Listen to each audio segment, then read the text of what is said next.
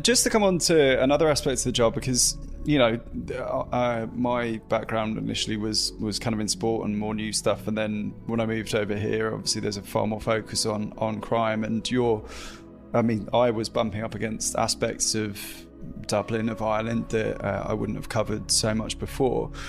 In terms of the danger element of the job, if we can call that, is that something that's on your mind? How much has that affected your life and career? I might come to you first with this, Mick. Yes, it's everywhere. When I'm writing a story, I consider the forefront of my thought process is, am I going to get sued?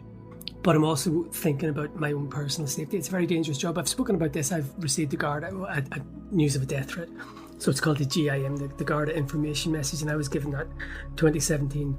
The guards had information there was a serious threat to your life, and it's a very lonely existence for a while. I don't think that the threat is live anymore, but for 6 months it was really, really, really grim.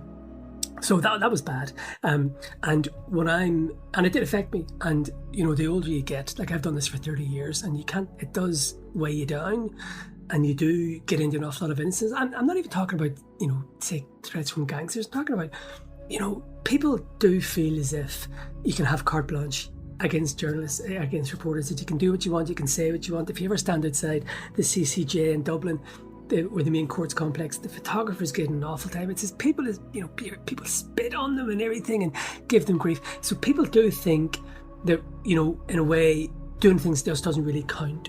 And there's definitely been a diminution of respect for media. And that's fine, that's no problem. But people are much more aggressive. So my own safety is something I do consider